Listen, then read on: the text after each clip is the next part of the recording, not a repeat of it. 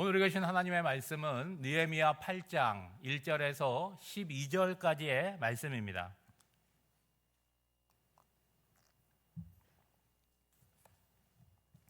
하나님의 말씀을 받들어 읽겠습니다. 이스라엘 자손이 자기들의 성읍에 거주하였더니 일곱째 달에 이르러 모든 백성이 일제히 수문 앞 광장에 모여 학사 에스라에게 여호와께서 이스라엘에게 명령하신 모세의 율법책을 가져오기를 청하매 일곱째 달 초하루에 제사장 에스라가 율법책을 가지고 회중 앞 곧 남자나 여자나 알아들을 만한 모든 사람 앞에 이르러 수문 앞 광장에서 새벽부터 정오까지 남자나 여자나 알아들을 만한 모든 사람 앞에서 읽음에 뭇 백성이 그 율법책에 귀를 기울였는데 그때 학사 에스라가 특별히 지은 나무 강단에 서고 그의 곁 오른쪽에 선자는 matti다와 스마와 아나야와 우리야와 hil기야와 마아세야요 그의 왼쪽에 선자는 부다야와 미사엘과 말기야와 하숨과 하수바다나와 스가랴와 무술람이라. 에스라가 모든 백성에 서서 그들 목전에 책을 펴니 책을 펼 때에 모든 백성이 일어서니라. 에스라가 위대하신 하나님 여호와를 송축하며 모든 백성이 손을 들고 아멘 아멘 하고 응답하고 몸을 굽혀 얼굴을 땅에 대고 여호와께 경배하니라. 예수아와 바니와 세레바와 야민과 압국과 사부대와 호디야와 마아세야와 그리다와 아사랴요 요사박과 하난과 블랴와 네이 사람들은 백성이 제자리에 서 있는 동안 그들에게 율법을 깨닫게 하였는데 하나님의 율법책을 낭독하고 그 뜻을 해석하여 백성에게 그 낭독하는 것을 다 깨닫게 하니 백성이 율법의 말씀을 듣고 다 우는지라. 총독 느헤미야와 제사장 겸 학사 에스라와 모든 백성을 가르치는 레위 사람들이 모든 백성에게 이르기를 오늘은 너희 하나님 여호와의 성일이니 슬퍼하지 말며 울지 말라 하고 느헤미야가 또 그들에게 이르기를 너희는 가서 살진 것을 먹고 단 것을 마시되 준비하지 못한 자에게는 나누어 주라. 이날은 우리 주의 성일이니 근심하지 말라. 여호와를 인하여 기뻐하는 것이 너희의 힘이니라 하고 레위 사람들도 모든 백성을 정숙하게 하여 이르기를 오늘은 성일이니 마땅히 조용하고 근심하지 말라 하니 모든 백성이 곧 가서 먹고 마시며 나누어 주고 크게 즐거워하니 이는 그들이 그 읽어 들려준 말을 밝히 알미라. 아멘. 이 말씀은 살아계신 하나님의 말씀입니다. 아멘. 말씀 앞에 일어서다라는 제목으로 하나님의 말씀을 전하도록 하겠습니다. 일본 삿포로에 가면 홋카이도 대학교가 있습니다. 이 대학교의 전신이 삿포로 농학교인데 이곳에서 학생들을 가르쳤던 초대 교두라 그러는데요. 교감으로 해석이 되는데 이분이 미국의 교육학자이자 독실한 그리스도인이었던 윌리엄 클라크 박사입니다. 그 학교 교정에 가면 이분을 기념하고 기리는 이렇게 흉상이 세워져 있습니다. 이분이 했던 말을 우리가 들어서 알고 있는데요. 이분이 뭐라고 얘기했냐면 보이스 비 앰비셔스 들어보셨죠? 소년이여 야망을 가져라. 이 학교를 떠나면서 마지막 연설에 들었던 내용입니다. 클라크 박사는요, 일본에 오랜 시간 머물지 않았습니다. 1년도 되지 않는 8개월 정도의 짧은 시간이었지만 학생들에게 농업과 과학만 가르친 것이 아니에요. 그들에게 성경을 가르쳤고 예수 그리스도를 믿는 신앙을 전하였습니다. 당시 수업에서 성경을 가르칠 수는 없었어요. 그러니까 방과 후에 아이들을 따로 모아놓고 성경을 가르친 거죠. 일본 기독교 역사에 큰 영향을 미쳤던 우찌무라 간조라는 분이 계십니다. 이분이 이 삿포로 농학교를 졸업했는데 그분이 학교에 입학했을 때는 이 클라크 박사가 이미 떠난 후였습니다. 그러니까 두 사람이 직접적으로 만난 일은 없었어요. 그럼에도 불구하고 클라크 박사가 남긴 영향력은 사라지지 않았습니다. 먼저 복음을 받아들인 학생들을 통해서 후배들에게 그 신앙이 전수가 된 거죠. 처음에는 기독교를 거부했던 우찌무라 간조도 결국 예수를 믿게 되었고 성경을 배우기 시작했는데 깊이 빠져들게 되었습니다. 말씀을 만나면서 그의 인생의 방향은 달라졌고 훗날 그는 일본 기독교를 대표하는 기독교 사상가가 된 것이죠. 사람의 인생을 바꾸는 것은 결국 살아계신 하나님의 말씀이라는 것입니다. 본문으로 돌아가 보면 오랜 수건 사업이었던 예루살렘 성벽이 완공되었습니다. 예루살렘 공동체를 보호하는 든든한 울타리가 생겼으니까 얼마나 기뻤겠습니까? 그런데 대적들의 방해와 그리고 귀족들의 적대 행위는 여전하였습니다. 그러니까 지난주에 살펴본 대로 예루살렘은 여전히 보완되어야 되고 개혁되어야 될 부분들이 아직도 많이 남아 있었던 거죠. 성벽이 없을 때는 성벽만 있으면 참 좋겠다고 생각을 했을 거예요. 막상 성벽이 생기니까 며칠 지나니까 어때요? 그것이 자연스러운 일상이 되었을 것입니다. 그러면 예루살렘 공동체에게 무엇이 더 필요하겠습니까? 그것은 백성들의 삶이 하나님의 말씀으로 새로워지는 것이죠. 이것은 성벽을 쌓았던 그 기간과 수고와 비교할 수 없을 정도로 오랜 시간이 걸리는 것이고, 그리고 계속해서 정진해 나가야 되는 길이라고 할 수가 있겠죠. 7장 4절 말씀은 성벽 공사 후에 이렇게 기록을 하고 있습니다. 그 성읍은 광대하고 그 주민은 적으며 가옥은 미처 건축되지 못하였음이니라. 성벽은 완공되었지만 그 안에 살아가는 주민은 어떻다는 거예요? 적었다는 거죠. 왜 그랬을까요? 거기서 살기가 편하지 못하기 때문에 그렇겠죠. 결국 11장에 가면 예루살렘에 누가 살게 되냐? 지도자들이 솔선수범해서 예루살렘에 살게 됩니다. 그리고 남은 백성들에게 제비를 뽑게 합니다. 그래서 10분의 1을 의무적으로 예루살렘에 살게 하죠. 그리고 예루살렘에 살겠다고 자원하는 사람들을 칭찬하고 그리고 축복을 합니다. 단순히 예루살렘 성의 주민을 많게 하는 것이 목적이 아니었습니다. 하나님의 도성인 예루살렘 성에 과연 누가 살 것인가? 이 문제가 더 중요한 거죠. 그래서 오늘 본문인 8장부터 10장까지는 하나님께서 백성들의 마음을 말씀으로 새롭게 하셔서 회개하는 내용으로 이어지게 됩니다. 오늘 본문을 시작하는 1절 말씀을 보시면 이스라엘 자손이 자기들의 성읍에 거주하였더니 7째 달에 이르러 모든 백성이 일제히 수문학 광장에 모여 학사 에스라에게 여호와께서 이스라엘에게 명령하신 모세의 율법책을 가져오기를 청하였다라고 나오고 있습니다. 성벽 공사를 마치고 나니까 이제 성벽 공사에 참여했던 사람들이 다 자기 성읍으로 돌아갔습니다. 그런데 7째 달 첫날을 맞이해서 일제히 수문학 광장에 모였다는 거죠. 여기서 중요한 표현은 뭐냐? 일제이라고 하는 거예요. 일제로 번역된 이 히브리어 단어는요, 마치 한 사람처럼 모였다 하는 의미를 갖고 있습니다. 몇 명이 모였다, 숫자를 기록하고 있지는 않지만 이스라엘 전역에 사는 사람들이 마치 한 사람처럼 한 마음과 한 뜻으로 모였음을 말하고 있는 거죠. 여러분, 이들이 왜 갑자기 모였을까요?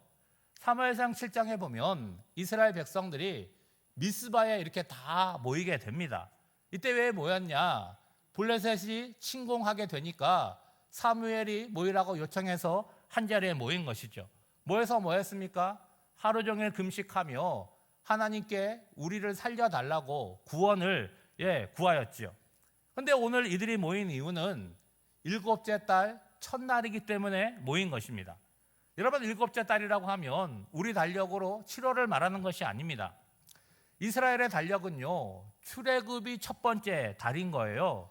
그리고 그 달을 기점으로 첫 번째 달, 두 번째 달, 세 번째 달 그렇게 부르는 것입니다. 여러분, 성경에 나오는 니산월, 기스루월, 또 우리 앞에 나오는 엘루월, 이런 달의 원력의 표시는요, 바벨론에서 쓰는 원력입니다. 그러니까 이런 달력은 바벨론 포로 이후에 사용하게 된 거죠. 오늘 본문에 나오는 7번째 달은요, 6월절이 있는 달로부터 몇 번째 달이라는 거예요? 7번째 달이라는 거죠. 이 달은 다른 달에 비해서 매우 중요한 달입니다. 왜냐하면 이 달에는 이스라엘 백성들이 지키는 중요한 절기가 3개나 모여있기 때문에 그런 거죠. 7째 달의 초하루, 첫날은 어떤 날이냐? 나팔절이라는 거예요. 이 날은 나팔을 붑니다. 나팔을 부는 의미가 뭐냐? 이제 10일 후에 대속죄일이 다가오고 있음을 알려주는 것입니다. 여러분, 대속죄일에는요, 대제사장이 모든 백성을 대표해서 1년에 한 번 지성소에 들어가는 날입니다. 절기의 이름대로 모든 백성들의 죄가 하나님 앞에서 사함을 받는 그런 날이죠. 그리고 7번째 달 15일부터는 한 주간 초막절로 지키게 됩니다. 지난날 출애굽한 이스라엘 백성들이 광야 40년 동안 하나님의 은혜를 경험한 것을 기억하고 감사하는 절기죠. 그러니까 나팔절은 오늘 우리로 말하면 새해 첫날인 신정과 같다고 볼 수가 있죠. 그러므로 7번째 달 첫날인 나팔절에 모든 백성들이 일제히 모인 것은 우연한 일이 아니라 아주 자연스러운 일이라고 할 수가 있겠죠. 이 날은 하나님 앞에서 자신을 새롭게 돌아보며 거룩한 성회를 시작하는 날이 되는 것입니다. 그런데 주목할 점은 뭐냐? 이들이 학사 에스라에게 하나님의 명령이 담긴 모세 율법책을 가져오기를 요청했다는 사실이죠. 그러니까 해마다 맞이하는 절기에 의례적으로 모인 것이 아니라는 거죠. 마음이 새로워졌고 그 마음을 하나님의 말씀으로 채우기를 원했다라고 하는 거예요. 그러면 여러분, 성벽을 재건했어요. 그리고 오늘 모였어요. 그 사이에 어떤 일이 있었을까요? 여러분 7장 5절 이하를 보면 하나님께서 느헤미야의 마음을 감동시키십니다. 그래서 바벨론에서 돌아온 백성들을 계보별로 이렇게 등록을 시키는 절차를 밟습니다. 이것은 단순히 행성 절차가 아니라 장차 새롭게 세워질 예배 공동체, 말씀 공동체를 준비 위한 과정이라고 할 수 있겠죠. 보통 여러분 인구조사를 하는 목적이 뭐겠습니까? 병역과 세금을 걷기 위해서 보통 인구조사를 합니다. 그런데 이 경우는 좀 달랐다라고 하는 거예요. 안정된 삶의 자리를 떠나서 아직은 살기에 편하지 않은 하나님이 약속하신 가나안 땅으로 돌아온 이들이 과연 누구인지를 기록한 거죠. 그리고 이들을 하나님의 언약 백성으로 어떻게 다시 세울지를 정리하는 작업이었습니다. 중요한 것은 성벽을 쌓기 위한 등록이 아니라 거룩한 하나님의 백성으로 세우기 위한 등록이었다라고 하는 것이죠. 과거 이스라엘 백성들이 출애굽했습니다. 그래서 시내산에서 하나님께 말씀을 받고 언약을 세웠습니다. 그리고 이제 바벨론 포로에서 다시 돌아온 것을 비유하자면 제2의 출애굽이라고 할 수 있잖아요. 이들이 7째 달 초하루를 맞이해서 이제 새로운 마음으로 하나님의 말씀을 받는다는 건 뭡니까? 과거에 받았던 언약, 깨어진 그 언약을 하나님 앞에서 다시 세우는, 갱신하는 의미라고 볼 수가 있겠죠. 여러분 보시는 대로 이들이 듣고자 하는 하나님의 말씀은요, 새로운 것이 아닙니다. 모세의 율법 책은요, 이미 오래전에 이들에게 주어진 말씀이죠. 그러면 여러분 무엇이 새로워진 것입니까? 말씀을 청하고 있는 백성들의 마음이 새로워진 거죠. 여러분 부흥도 마찬가지잖아요. 예전에 들어보지 못한 새로운 말씀을 들음으로 이루어지는 것이 아니라 이미 우리에게 주신 말씀을 새로운 마음으로 듣고 받아들임으로 시작되는 거죠. 여러분 에스라가 등장하는데 에스라는 학사이면서 제사장이라고 오늘 본문이 말하고 있죠. 에스라 7장에 보면 에스라는 아론의 후손이며 모세 율법에 익숙한 학자라고 소개되고 있습니다. 여러분 에스라의 입장에서 백성들이 모여가지고 우리에게 언약의 말씀을 들려달라고 요구할 때 어떤 마음이었을까요? 여러분 기쁘지 않았겠습니까? 에스라는 율법이 담긴 그 당시엔 책이 아니라 율법 두루마리입니다. 그걸 가지고 와서 백성들 앞에 서는 거예요. 4절 말씀해 보면 마치 오늘 교회의 모습과 같지 않습니까? 나무 강단이 있고 거기에 에스라가 서고 백성들은 수문학 광장에 빽빽하게 모여 있습니다. 에스라가 율법이 담긴 이 율법의 두루마리를 펼치니까 백성들이 어떤 반응을 보였습니까? 그 자리에서 다 일어났다는 거예요. 여러분 수문학 광장인데 거기에 무슨 의자가 있었겠습니까? 맨바닥에 그냥 앉아 있다가 두루마리를 펼치니까 일제히 일어난 거예요. 누가 일어나라고 명령한 것이 아닙니다. 자발적으로 모든 백성들이 일어난 거죠. 그러니까 하나님의 율법의 두루마리를 펼칠 때 그들은 어떤 마음인 것입니까? 하나님께서 우리에게 오셨다 하는 마음으로 스스로 겸비한 거죠. 여러분, 말씀 앞에 몸을 일으킨다라고 하는 이 행위 이전에 뭐가 있는 것입니까? 말씀을 소중히 여기고 갈급해하는 마음이 먼저 있는 것이죠. 그것은 무너진 그들의 신앙이 하나님 앞에 다시 세워지는 시작이라고 볼 수가 있습니다. 오늘 본문을 유심히 보면 총독 느헤미야는요, 없는 것처럼 느껴지지 않습니까? 그는 예루살렘을 다스리고 성벽을 쌓는데 주도적인 역할을 했지만 율법을 전하는 자리에서는 어떻게 합니까? 뒤로 빠지고 에스라가 전면에 등장하고 있다는 거예요. 누가 더 높으냐, 누가 더 귀하냐, 그 문제가 아니라는 거예요. 하나님께서 맡기신 그 역할과 사명이 다르다는 거죠. 여러분, 3절 말씀해 보시면 수문학 광장에서 새벽부터 정오까지 남자나 여자나 알아들을 만한 모든 사람 앞에서 읽음에 뭇 백성이 그 율법책에 귀를 기울였다는 거예요. 여러분, 머리에 상상을 하고 이 말씀을 이렇게 읽어보는 것만으로 감동이 되지 않습니까? 남자만 모인 것이 아니라는 거예요. 어른만 모인 것이 아니라는 것입니다. 말씀을 알아들을 만한 사람들이 모였다라고 하는 것은 거동할 수 있는 남녀노소가 모두 모였다라고 하는 것을 알 수가 있겠죠. 우리가 수문학 광장을 정면으로 쫙 보게 된다면 아마 빈자리가 없을 정도로 많은 사람들로 가득 찼을 것입니다. 게다가 1시간 모여서 헤어진 것이 아니라는 거예요. 새벽부터 정오까지 모였으니까 최소한 몇 시간 모인 거예요? 5시간에서 6시간 동안 모여서 뭐 한 것입니까? 하나님의 말씀에 귀를 기울였다라고 하는 거죠. 여러분, 이거 쉬운 일이지 어려운 일이잖아요. 우리가 1시간 예배 드리는데 1시간만 조금 넘어가도 막 가시는 분들이 가끔 있더라고요. 그렇죠? 근데 2시간도 아니고 한나절을 앉아 있다는 것이 얼마나 힘들겠습니까? 게다가 율법 두루마리를 펴실 때 어떻게 했습니까? 다 일어났어요. 여러분 마음에는 어떠세요? 에이, 금방 앉았겠지. 근데 7절 말씀에 보면요, 율법을 이렇게 설명해 줄 때 어떻게 하고 있습니까? 이들이 서 있는 상태에서 율법을 해석해 주었다라고 나오고 있어요.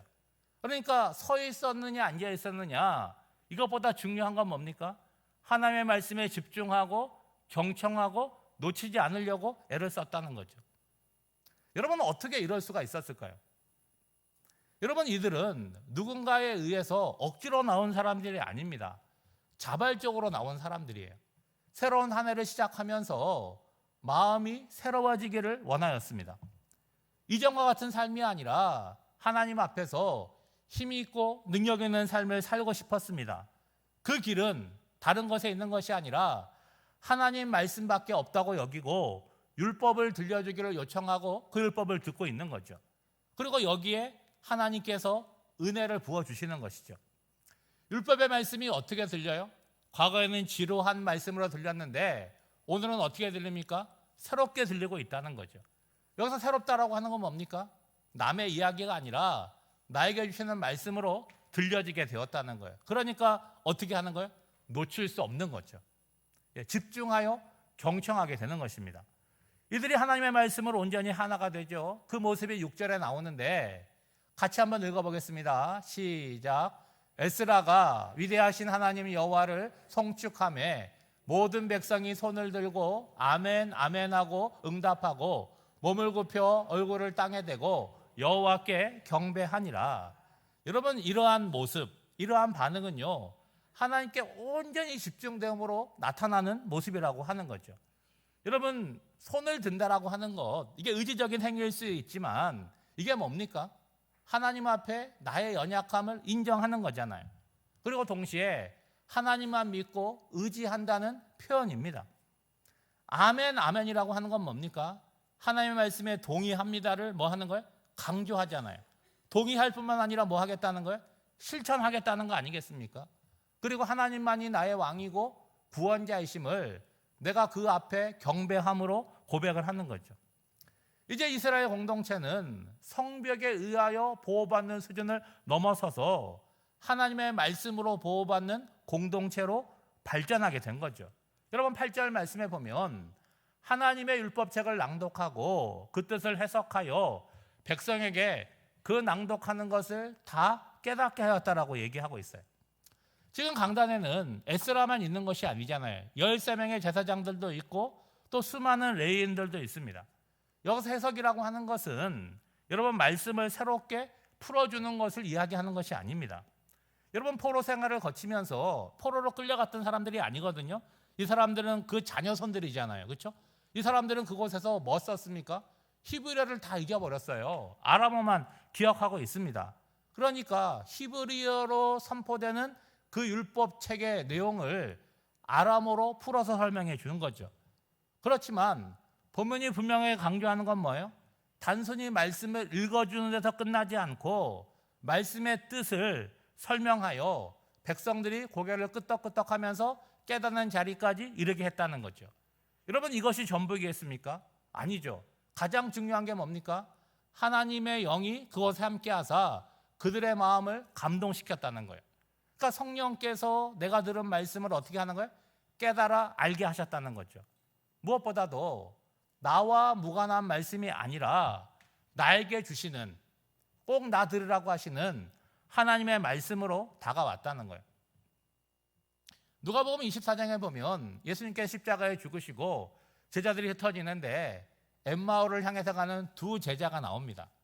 부활하신 예수님께서 두 제자와 함께 동행을 하는데 이들의 눈이 가리워져서 그분이 예수님인지를 모르고 오히려 예수님을 뭐 하는 거예요? 예루살렘에 있었으면서 그 소식도 모른다고 답답해 합니다.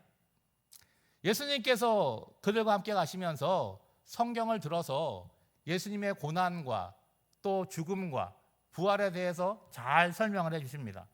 그러다가 저녁에 되어서 그들과 함께 저녁 식사를 하고 떡을 뗀 후에 그들의 눈이 밝아져서 예수님이라는 것을 알게 됩니다. 알게 되었을 때 이미 예수님은 그곳을 떠나신 상태죠. 두 제자가 서로의 느낀 점을 이렇게 이야기합니다. 길에서 우리에게 말씀하시고 우리에게 성경을 풀어주실 때에 우리 속에서 마음이 뜨겁지 아니하더냐. 우리의 마음이 무엇으로 움직입니까? 우리의 마음이 어떻게 뜨거워집니까?